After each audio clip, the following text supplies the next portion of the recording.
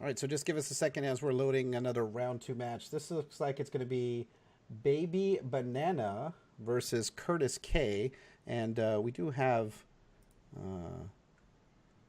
KurtisKapahala. We do have a player card for him. So let's go ahead and take a look at KurtisKapahala. He's part of Team Seafood Restaurant. He's 29 years old. His first video game ever played was Sonic 3. That should make one person in our casting team happy. Semi-fluent in 4 languages. Man, I can barely speak English. Listen to every episode of Joe Rogan podcast. Got his top 8 finishes include 5 HEX clashes and a HEX Bash as well. So a Sonic fan there with KurtisKapahala. Sonic is the best video game character. That's true. Confirmed, and I can sign a piece of paper if you really want me to that states that. But yeah, Curtis has been destroying the Clash. I think the only time he doesn't top 8 is when he doesn't play.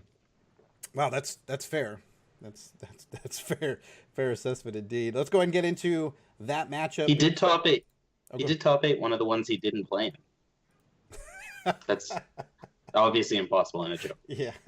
So we've got KurtisKapahala playing Winter Moon. His opening hand, we see Diamond Shard, Diamond Ice, Theorize, Guidance ×2, Locket, interesting enough, and Midnight Gatherer. Over for Baby Banana playing Kagalichu, we see a Blood Shard, a Well of Ancients, Munsagi Coin. It looks like double Underworld Crusader, Yazukan, and Bride of the Damned. What do you think about opening hands for these players? I mean, Kagalichu can do a lot of things. Getting rid of artifacts isn't something it does easily without the aid of Seeker in the main deck. So I am excited about Curtis's opening hand. All of the hand fixing he needs: 2 Guidance, 1 Theorize, and a Gatherer as well. Babybananadoc's hand is pretty good too. Good start on both sides. We got the resource fixing from Cottontail Explorer, plus the early drops there. Couple of Crusaders. Pretty good stuff. All right, so we see on turn 2 for Curtis a Midnight Gatherer. As we go back over to Baby Banana. Finds a Hero Fall off the top. Good hit there. Actually, no, that's not a Hero Fall. That's a Strangle. It looked like a Hero Fall for a second. Apologize. I do not forgive you. Thank you. Eternal Seeker for KurtisKapahala. We see a Guidance. Going to be able to Fate Weave draw a card. Finds a Sapphire Ice. Gather, or Guidance again. Guidance, such a great card to be included here in Diamond decks. That Fate Weave and draw a card. Finds an Ilgen's Parade. What is that socketed with? Ilgen's Parade with deploy, create a random action with cost equal to or less than this card's cost. So it's going to make a couple of little 2-cost 2/2s that make 2-cost or below actions. And Gatherer here going in, going to get that Diligence online as well.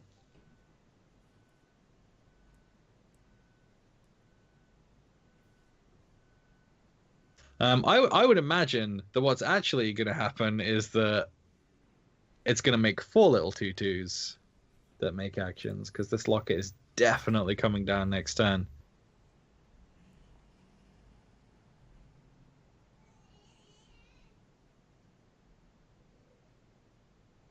All right, just wait. Maybe not definitely. Strangle. Going to take out that Gatherer before it gets a chance to ready. Here comes that swing for 1. Hell total's now equal for both players. Doesn't want it to ready. I mean, I guess that's fair enough. I mean, letting it transform is fine. The resource, 1 resource, is probably fine. He does have 2 cards in his hand that block it out fairly effectively. So that was an interesting strangle. So Locket for KurtisKapahala, one part of his combo. We'll see if he's able to do anything here with it. Over to Baby Banana. I am so excited about this Ilgen's Parade right now. Like, just, there's so much that's going to happen if there's another Ilgen's Parade in that deck. I mean, he could draw the other one, I suppose. That would be terrible. Your round counter says 3 right now. It's the round 2 game. I'm not sure if you're counting the current round or the games round.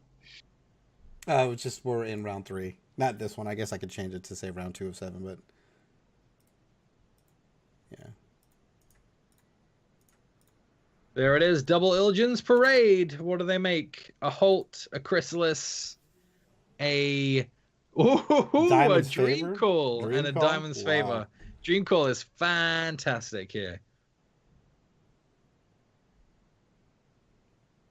Not only that, he has a way to block here against the Underworld Crusader. We see activation of Champion Power, putting 2 cards back in the deck with the draw card when you play this. I've seen enough from this game. That's all I needed to see.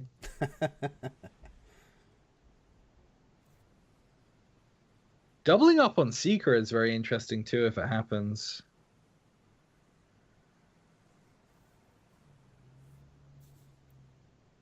We'll see the swing from the Underworld Crusader. Kurtis deciding not to block will take that damage, goes to 15. Yeah, it's a fairly easy choice to make, I suppose. Like, when you know you've got that Seeker coming, why give your opponents the free draws when you're going to potentially be voiding anyway?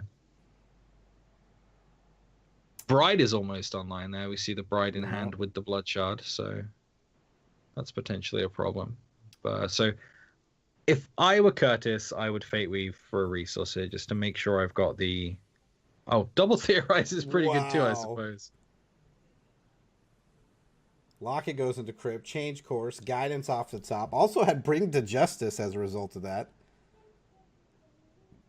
Plenty of choices, that's for sure. Plus Wintermoon as well to start doing stuff. Clash of Steel ×2. No, Bring to Justice even. That's what I meant. Void a card that doesn't have a Valor. Yeah, that was pretty strong against those Crusaders. So they are voided. No card drawn. No health loss from Baby Banana. I'm going to assume he Fate Weaved a resource, but I could be wrong. It just makes sense to have that Seeker option open to you. We see a swing here with the 2 1/1s. Kurtis decides just to take it. Goes to 13.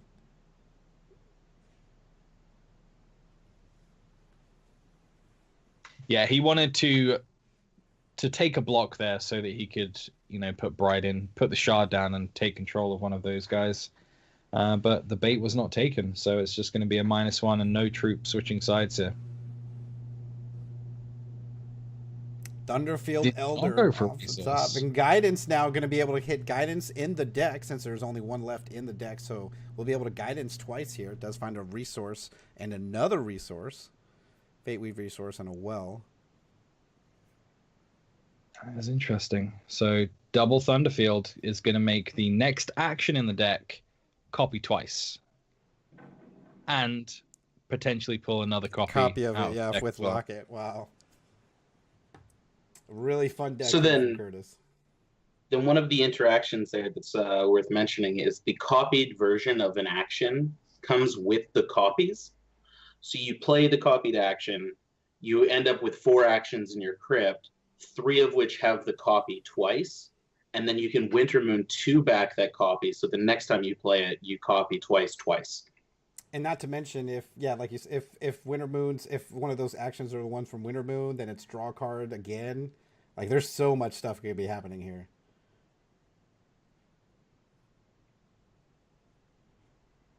Baby Banana adds 6 resources. Couple of options here. Paw of Yazukan could target the Locket. Yeah, definitely could. The Yazukan's good. The Paw of Yazukan is good. Paw of Yazukan is pretty good when you've got a Bride on the board. And both of them are actually good for Kurtis here because, that Seeker comes down. He's going to be able to take out 3s and 2s right now, as opposed to, 3s and 6s, which is the optimal way for Babybananadoc, I think. Diamond's Favor can take out a Yazukan solo. And he just doesn't care. Like, because he's planning to Seeker here, he doesn't care about this block because he knows that if he chooses 2 on that Seeker, everything on that board is gone. Yeah, exactly. Everything that he's just taken is no longer his.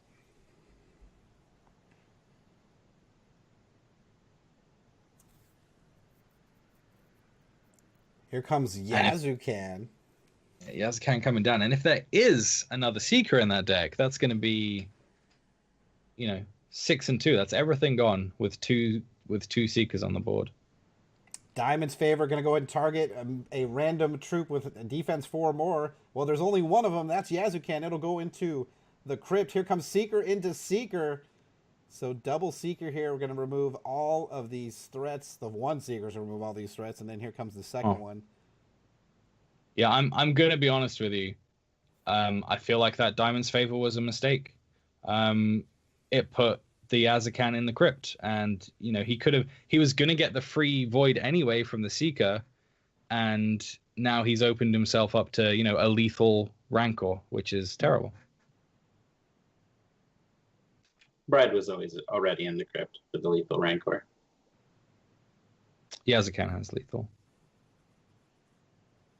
and it brings stuff back too.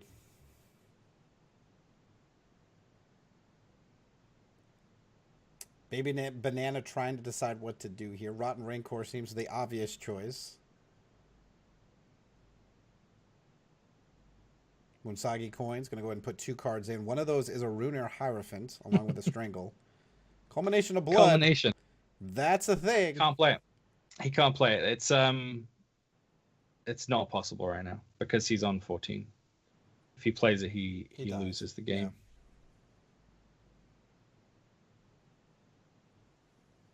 Rotten Rancor bringing the Bride back, targeting a Seeker. Seeker goes back on his side. He's going to go ahead and Void. 3 cost here. The 7. Okay. So Seeker goes down. Seeker left for Baby Banana.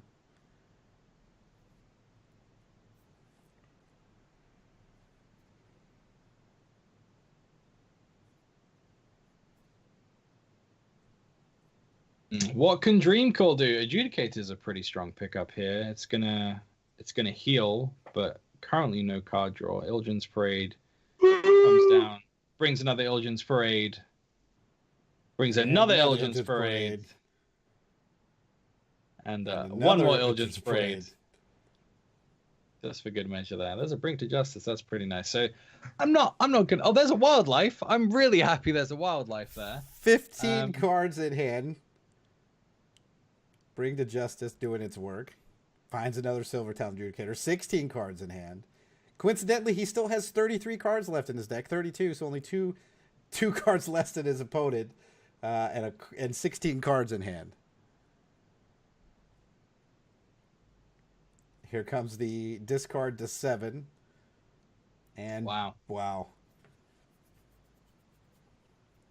Baby Banana, nothing he can do here. A wall of Il'jins awaiting him with a couple Thunderfilled Seers. Or Elders, excuse me. I mean, there are a few things he can do, but not really anything. He can Bride and Pour, and that takes out 2 of the guys here, but there's still enough damage to not make it worthwhile. But the Rancor, however, potentially is game-changing. Bride comes down. Rotten Rancor for the Yazukan.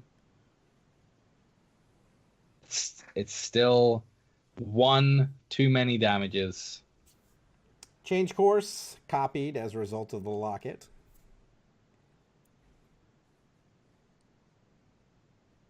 Guidance, finds Cosmic Calling into a Guidance. All of this here is fine and dandy. As his hand continues to grow. Psychic Ascension. I mean, he's got lethal on board, and he doesn't need to play anything else. But he is. He just is. He just is. He just is. Like, hey, I'm gonna play all the cards in my hand because I can. Gonna go ahead and get rid of those. Pride's Fall gonna take out the Yazukan. Nothing left. Clear free path for all the remaining troops, and Kurtis is gonna take game number 1 here against Baby Banana. Cool stuff. Cool stuff. I like it. Yeah, I definitely like that deck. It looks to be a lot of fun. A lot of fun. And Locket's a thing. And I don't know if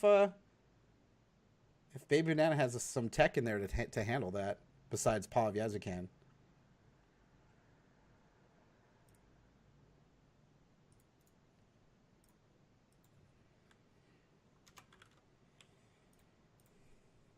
All right, let's go ahead and get into game number 2. Horde does kill the Locket. Oh, there's a mirror in there as well. I mean, that's got to be main deck, right? I mean, maybe. Actually, no. Okay, I can see a case for it being in the reserves against Kagalichi. A lot of effects that you potentially want to copy. Copying a Seeker, copying a Pour of Yazakan, all very good things. So that might actually be reserves tech against Kagalichi, and I really like it, actually. All right, let's go ahead and get in on the action for both these players. Kurtis with the 1-game lead, looking to close things out against Baby Banana. Baby Banana hopefully trying to force a game number 3.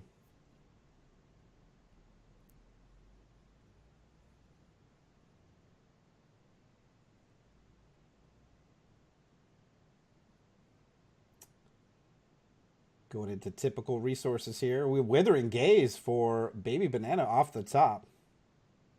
Yeah, that's strong. And unfortunately, it might be quite sad as well, depending on what he takes. I mean, it could be amazing. What does he grab here? Just as a reminder, with the replay feature, when Withering Gaze is played, we will lose current visibility of the cards in the opponent's hand. So just a little bit of technical issues that need to be ironed out. So don't worry, that the new cards that are drawn will be shown. It's just the existing cards in hand will not be. So just something we have to deal with here. Looks like a resource coming down. Ildren's Parade in hand off the top. Yep, that Locket is there too. Or is it? Yeah, Locket's still there. Underworld Crusader going to get hit with that Transmogrified. Turned into a Party Fungi. So a party in the house there for Baby Banana. Well, for Kurtis now at 3.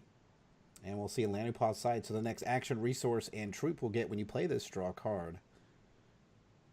I'm going to imagine that he took the Mirror. Because that's the worst case scenario for me. We'll see Party Fungi ping for 1. Kurtis now at 20. Kurtis finding a Sapphire Shard. We'll play that out now at 4. That had the landing pause on it. We'll see Ildren's Parade. Looks like a Waylay and a Guidance off of that. Yeah, I mean, maybe he took the Locket because he played the Ildren's Parade without putting Locket down first. Can you take Locket with a Withering Gaze? It's non-resource, right? Yeah.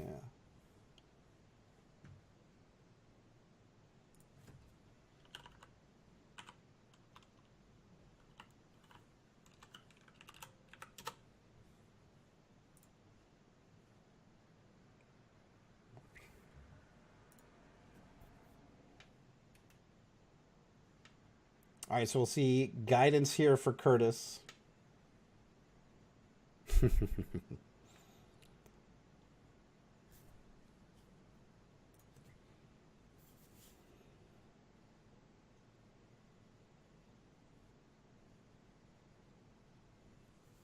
Transmogrifade gonna target that Bride, turns it into an Emperor's Lackey. A 7/7 Emperor's Lackey. It's gonna get -1, Also, -1. Well, yeah, but it's arguably the worst thing to ever transmogrifate anything into, because you can just sack something off and put it back to its original form. That's a good point too.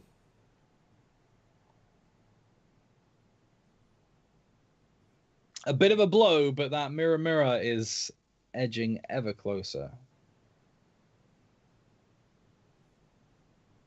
Rotten Rancor going to hit that Rune Era Hierophant against the Ildren's Parade. Or Ildren's. Not Parade, sorry. Ildren's Parade. Here comes a swing. This is going to be for 8. We'll see a block here. 7 damage assessed. Kurtis at 9. Well of Ancients for Baby Banana.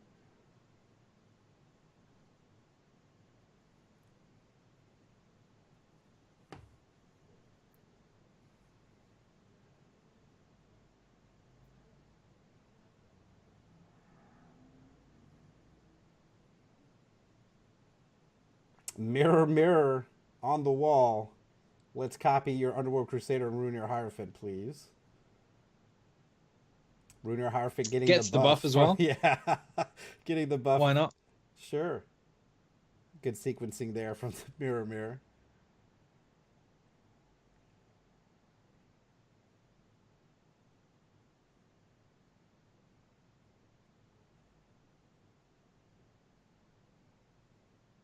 And we'll see that swing again.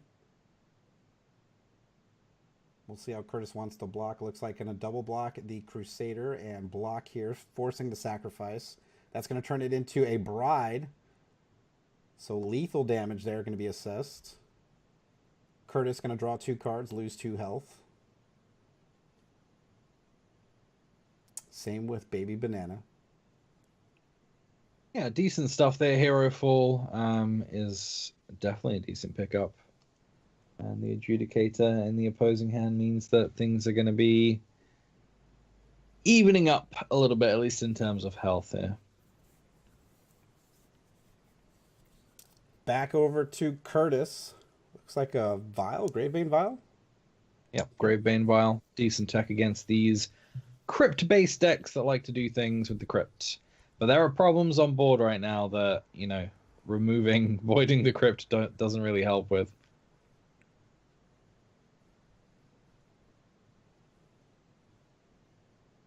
That Runier getting a little bit of a buff there, thanks to Underworld Crusader. Munsagi coins for Baby Banana finds a Cottontail Explorer.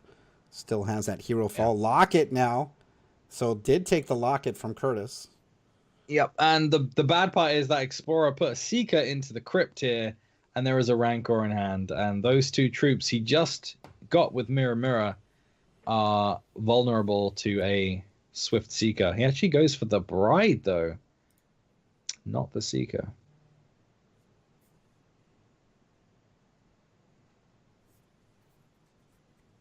But Nick was saying that perhaps the berry isn't what it actually is. So maybe there isn't a Seeker in there.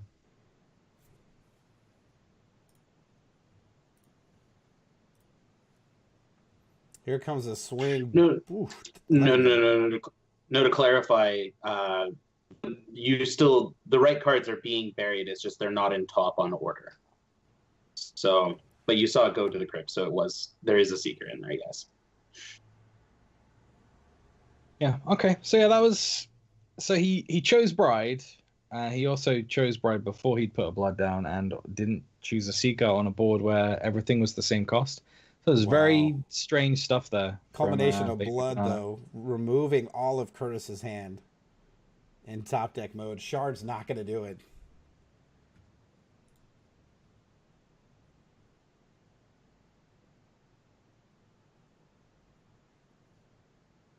And Kurtis, unfortunately, nothing he can do here. Lethal coming in, and Baby Banana is going to go ahead and tie this up 1-1.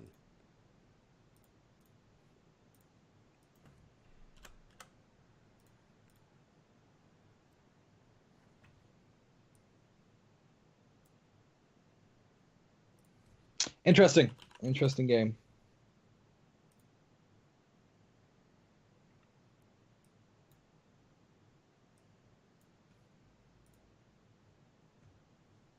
All right, looks like we have game number 3 queued up and ready to go. Let's go and get in on the action. We'll take a look at opening hands for both players. Kurtis with a Diamond Shard, Sapphires, a Well of Instinct, Weave into Nothing, Arcane Focus, Guidance, and Decree of Banishing over for Baby Banana. Looks like Munsagi Lily Pad, Underworld Crusader, Withering Gaze, Paw of Yazukan, Well of Ancients, Hero Fall, and that Gravebane Vial tech. What do you think of the hands here, Neo? I think the Decree of Banishing is huge. The turn 1 Guidance and Arcane Focus are pretty good too. I'm not really a huge fan of the Vial against Wintermoon. I think it's subpar, mediocre. But the rest of the hand is great. Every Blood deck wants a Withering Gaze when you're up against a Sapphire deck of any kind. Yeah, and I really like the Locket here. Locket tech here from Kurtis. It's a lot of fun. Withering Gaze going to go ahead and hit Kurtis. We'll see what he wants to pick out of this. Weave or Decree are very good options here. Looks like didn't go that route. Arcane Focus for Kurtis. Going to go ahead and take a look at the top 2 cards. One of them go to his hand. The other one will go into the deck. Silver Talent Adjudicator. 1 resource away from that.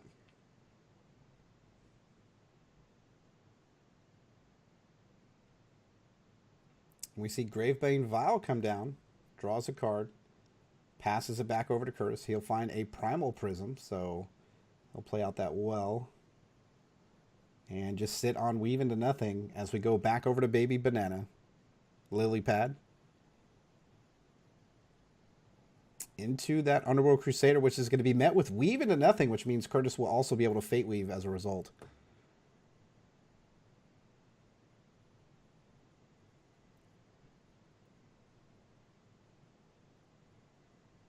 Primal Prism will come down. He can either choose a threshold or gain a charge. And we'll see activation of Champion Power. Going to put those 2 cards in the crypt back of the deck. They'll get draw a card when you play this. Gravebane Vial going to go ahead and respond before that. So those 2 cards will go into the crypt. So Champion Power nullified there with that Gravebane Vial. Yeah, and honestly, I don't like that. I mean, it's okay. I don't think you're getting much from it. It's not quite the same as doing it against a Kagalichu. The deck still functions. Doing it against a Kagalichu can be backbreaking. Doing it against a Wintermoon is a mild annoyance at best. And a Locket off the top here for Kurtis.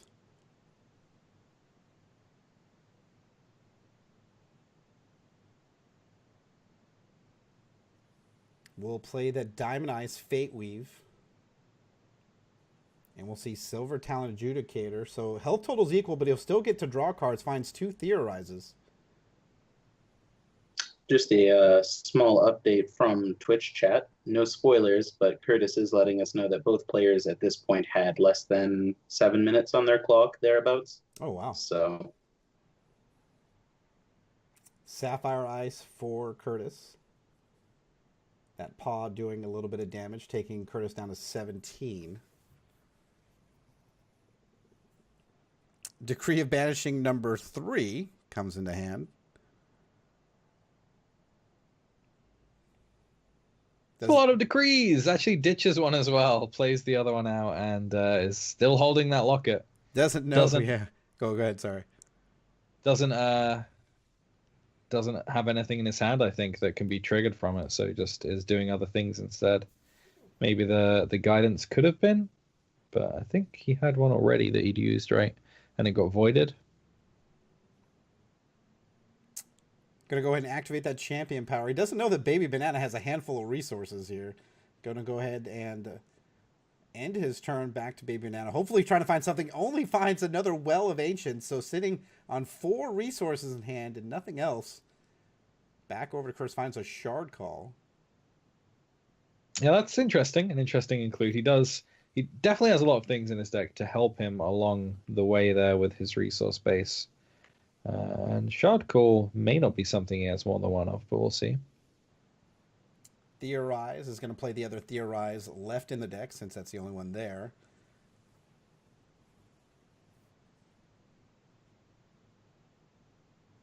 Going to get rid of that Shard Call. Theorize, Gravebane Vial, and a resource. Dumps a resource. Culmination of Blood off the top, and we're going to go ahead and play that. So the rest of the cards in Kurtis's hands are going to go into the crypt. So both players just sat here with nothing, just dead drawing resources. Let's see if Babybananadaoc can break the curse here. Wow. So, definitely evening up the game there with that culmination. Yeah, and both players just looking at resources time after time. Culmination of Blood, obviously last turn being huge here for Baby Banana. Cottontail Explorer.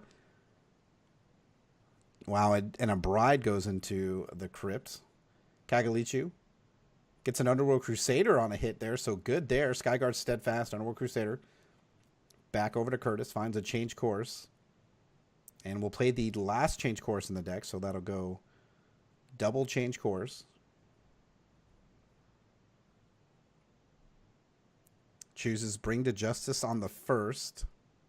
And Guidance for the second. We're going to see Bring to Justice ×2. So both troops will be voided. So Kurtis able to handle the threats on the board and removing them. And here's a Guidance. Finds a Binding Ire or Blinding Ire.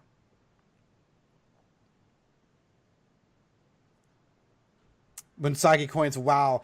Nothing but resources here for Baby Banana.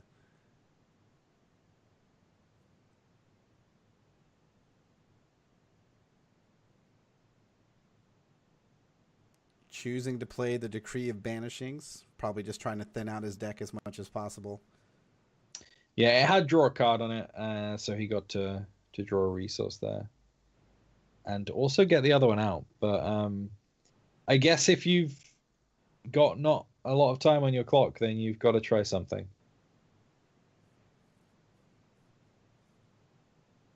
A Bride, so Baby Banana finding a threat. Gonna go ahead and play out a resource afterwards. No target for the Bride specifically, but still has a threat on board. We're gonna see that Ire come down and target the Bride, so we will see you later. Kurtis now at 24 cards left in his deck. Back over to Baby Banana, trying to find an answer. He finds a resource. It is a Fate Weave resource, so at least he can Fate Weave for a non-resource and at least ensure that he doesn't have one on top. Well of Purpose. Everybody's drawing resources today. I know. Kurtis at 11 available resources, the same as Baby Banana. We see Activation Champion Power. Put 2 cards back in the deck. Withdraw a card. Withering Gaze with no target for Baby Banana. Kagalichu. And it finds a Rotpaw Gang. That's pretty good. Pretty good. Unfortunately, the Decree of Banishing and the Binding Eyes here kind of all got taken out of the deck by the other one, so there aren't actually too many options here for removing a Rotpaw Gang. However, Seeker is one of those answers, so that's a pretty fantastic top deck there as well. I say top deck, it was like the 4th card he drew, but it was off the top of the deck. Fair enough. So Seeker here able to respond to this Rotpaw Gang. It will come down, create another Seeker thanks to the one remaining in deck and the Locket trigger. So a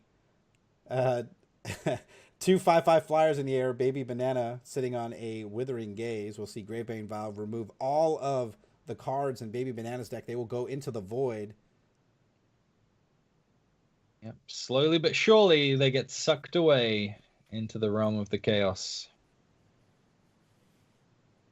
We'll see that Rune Ear Hierophant come down. Withering Gaze is going to get rid of Lanupaw's Sight and put it into Baby Banana's deck. But yeah, not going to see any double Lanapaws. We wouldn't have seen any double Lanapaws anyway, because the next one was on the top. But we do have 2 flyers equaling 10 damage on Kurtis's side of the board now. And there's another Seeker. Seeker taking out the Seekers. And this thing is going back and forth here. So Seeker taking out the double Seeker here. Swing for 3. Kurtis now at 14. He goes to him, tries to find an answer. Silvertown Adjudicator will allow him to draw a couple cards, finds Mirror, and Ilgen's Parade.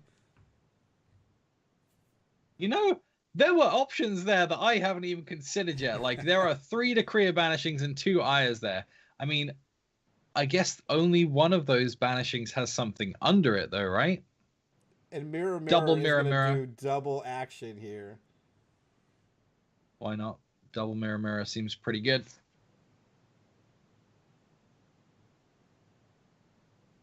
And there you go. And Kurtis flipping the tables here. We see Monsagi coins for Baby Banana trying to find an answer. Finds another resource. Oh, he is finding resources when he wants to find some answers. And unfortunately for him, exactly lethal facing off against him on the other side. Unreal. And that'll do it. Kurtis will take this match down 2-1. And what an exciting match that was.